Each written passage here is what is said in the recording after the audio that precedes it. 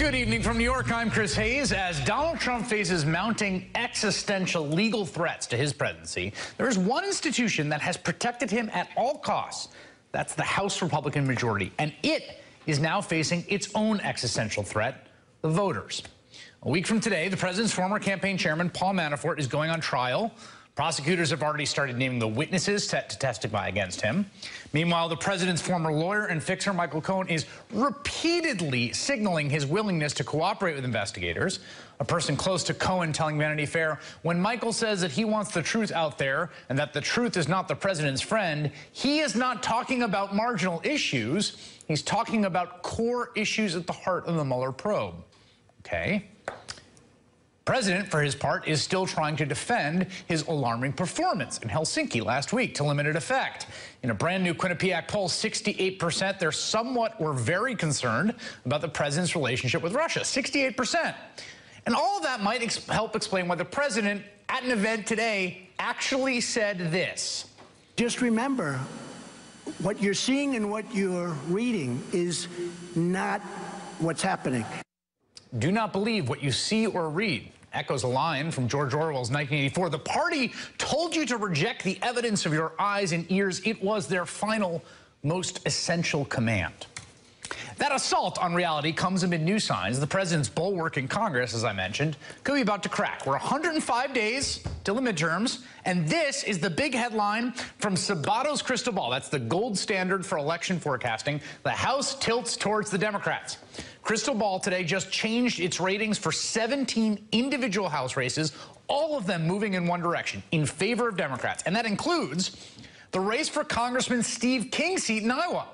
It's no longer safe for the GOP since King was outraised by his Democratic opponent. And remember Democrat Connor Lamb, who won that hotly contested special election in Western Pennsylvania, solid Trump country, only to have to turn around and run again due to redistricting. A shocking new poll today has Lamb up double digits over his Republican opponent, who is an incumbent, way beyond expectations. If Democrats succeed at taking back the House, that is the end of the president's protection there. Democrats in the majority would almost certainly subpoena his tax returns, his business and bank records, the membership roster, and the guest book at Mar-a-Lago. They could subpoena testimony from the Trump Organization and every staffer at the White House.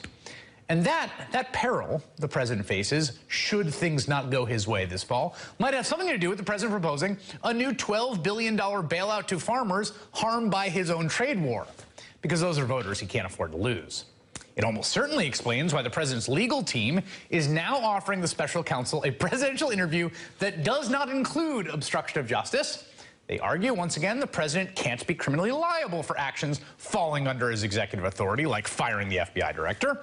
Rudy Giuliani telling the Wall Street Journal, we think the obstruction of it is handled by Article 2 of the Constitution. But even if that were true, and that's a big if, it doesn't mean the president can't face political consequences for obstructing justice. Just ask Richard Nixon and Bill Clinton.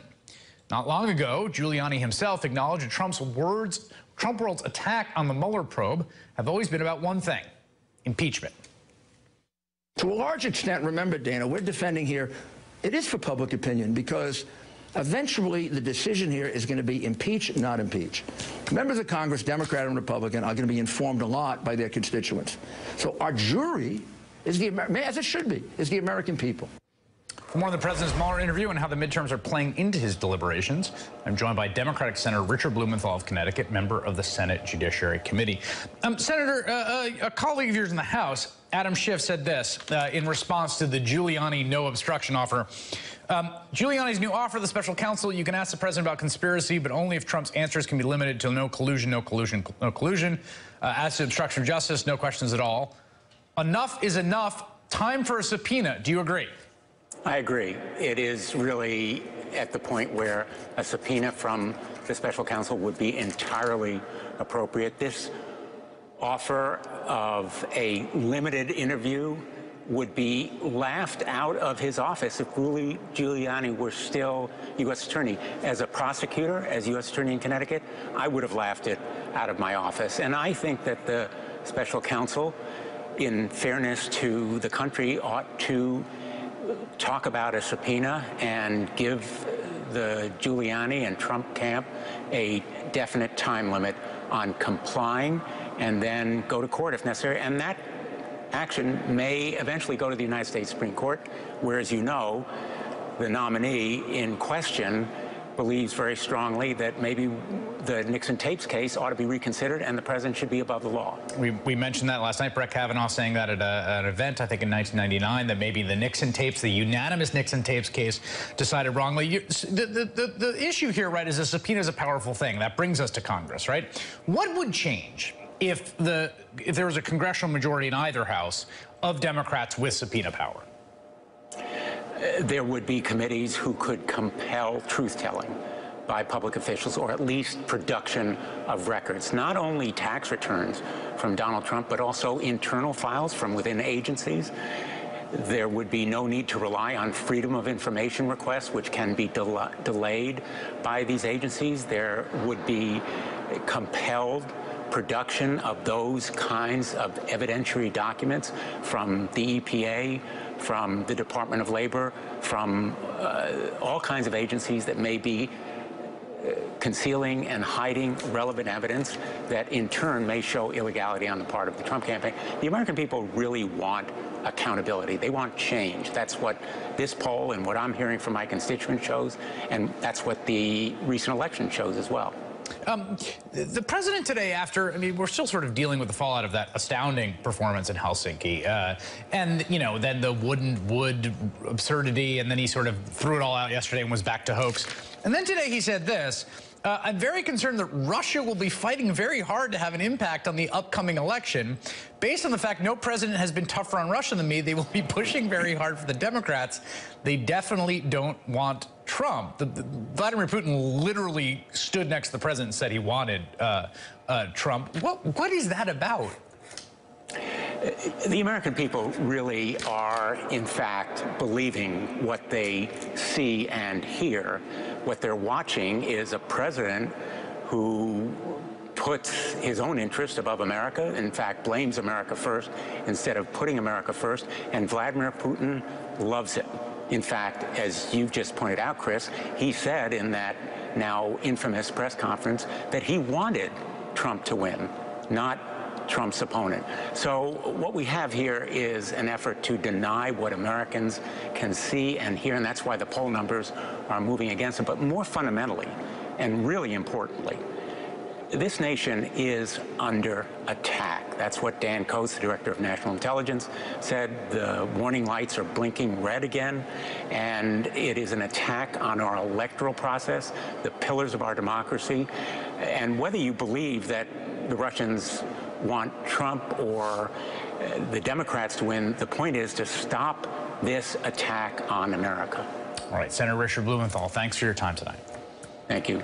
For more on how the midterms are shaping up, 105 days till the election, I'm joined by Democratic pollster and MSNBC political analyst Cornell Belcher and MSNBC contributor Betsy Woodruff, politics reporter for the Daily Beast. Cornell, it's been interesting. You know, the president's approval ratings are quite immovable, right? I mean, all sorts of crazy stuff happens. You think, oh, okay, and they tick up, they tick down. It's between 40 and 43% of the country approves, between 53 and 56% of the country disapproves. The generic ballot between Democrats and Republicans has varied a lot more and seems to be moving in the Democrats' favor fairly decisively in the last month, few weeks. What do you make of that? Look, I think the president's, and we talked about this before, the president's job approval numbers, they don't move up 4 or 5 points. He has his ceiling and his floor are not that far apart, right, from where he was on election day. But the core of the Republicans stay in. What's interesting is what you see happening with independent voters, and we're seeing independent voters move away from the Republican Party in ways that, quite frankly, I didn't even see in 2006 when we saw the last wave when I was working for the DNC. And the 61% that white college-educated voters right now disapprove of Donald Trump's performance says that the suburbs are going to be a real hard hold for Republicans come November.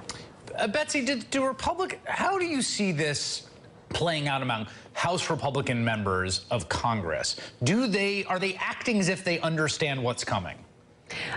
My sense is that particularly House Republicans on the Judiciary Committee are increasingly almost resigned to the prospect that the House will flip and that they're going to have to go through impeachment proceedings. Now, remember... Really? Wait, you really think that?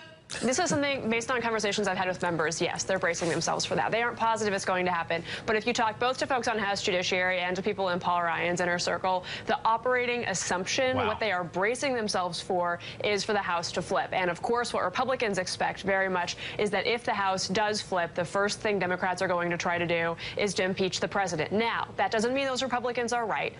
I think Democrats themselves, again, particularly on House Judiciary, are trying to sort of rein things back, be cautious, not use the I word too much. They don't want to telegraph that they're counting their chickens before they hatch or anything along those lines. But look, particularly on this key committee that would oversee any impeachment proceedings, people are seeing, the writing on the wall. Of course, another thing that you hear from talking especially to folks in politics and additionally to members is that the outcome of the midterm election is probably going to be determined in the last couple weeks. We can look at the numbers right now and try to extrapolate what's going to happen, but these races can change quickly. There are, of course, always October surprises. Depending on what the president does in September or October, that could shift dynamics. So there's lots that's up in the air. But speaking broadly, people on Capitol Hill are gearing up for the House to flip. Cornel, it's interesting to me. One of the races that Sabato moved today, and it was interesting to go through them. One of them was he moved... I think he moved the West Virginia Senate race, which, Manchin, if you look at the numbers, right, the most imperiled Democratic senatorial incumbent's got to be Joe Manchin, right? Trump wins West Virginia by, I think, 30 points, okay? He moved it from toss-up to leans Dem, and there's a bunch of reasons for it. But what's interesting to me is the president is so central to the way people think about politics at this moment, and yet it doesn't seem to be the case that he's providing the kind of positive coattails for Republican senatorial candidates in contested races that you would have guessed, given the margins by which he won some states like North Dakota and West Virginia. No, I think that's right. He has not expanded his base, right? He has not brought in more people to the Republican Party. He's actually sort of, in certain ways, shrinking it. And then when you look at sort of party identification for Republicans right now, it's shrinking. It's not expanding. But those who are sticking with the Republican Party are stuck in, and they're all for him. See that, the 70 to 80% of evangelicals who are still for him. Here's a president who's not going to have a lot of coattails. So I think when you see what's happening in West Virginia, even though the president's still not as unpopular as the rest of the country, he does not help Republican challengers anywhere, and he's certainly harmful to Republican incumbents. Betsy, the other thing I keep thinking about the House Republican caucus is the big signature achievement was the tax cut. And, I talked to a lot of House Republicans on this program, and I talked to people sort of around that world off the record and in other correspondences. I think they really thought that was the thing they were going to go campaign on, that the voters would just love it. And correct me if I'm wrong, it doesn't seem to be a huge part of the message right now. It doesn't seem like it's getting them much traction. Not particularly, and I think part of the reason for that is that increasingly Republicans are coming to grips with the fact that people don't vote to say thank you. People don't get off their couches because they may have seen their paycheck go up in a small amount and they feel so grateful to members of Congress in Washington that they can't wait to hit the voting booth. That's just not the way people generally think about elections. So the tax bill itself isn't something that necessarily is going to be a magic silver bullet for Republicans. And also, you can see this reflected in the president's tweets. When the president tweets out supporting a candidate, he basically always tweets the same message, no matter who that candidate happens to be. He tweets that the candidate is pro-police, is going to stand up for law enforcement, and he tweets that the candidate's opponent loves MS-13 and wants to get rid of ICE. That's the message the president is pushing, and this isn't just the president going rogue. These messages are crafted. Even though the president tweets sometimes out of his own accord, he also gets lots of advice from advisors, people close to him. The message Republicans are coalescing behind is Democrats hate police, Democrats love gangs. That's what they're pushing. That's what we're going to be hearing. Yes, it's crimes and borders. It's crimes and borders, crimes and borders, and Nancy Pelosi is a member of MS-13, which is basically, I think, what Mike Huckabee tweeted, essentially. That's right. Quickly, if I could jump in, Chris, double down on the tax thing. Not only are Republicans not using it, you're going to see Democrats in certain targeted House races actually using it as an attack because it's so unpopular, and they're seeing massive cuts and things that middle-class families want. We're actually going on the offensive with the tax cut. I talked to a Democratic congressional candidate who said it was very useful in that way, in a very contested race. Cornel Belcher and Betsy Woodruff, thank you both. Sure thing. Next, the battle between the president and Michael Cohen. New details about the recordings Cohen made and what he might know about that infamous Trump Tower meeting. Emily Jane Fox has the latest in 2 minutes.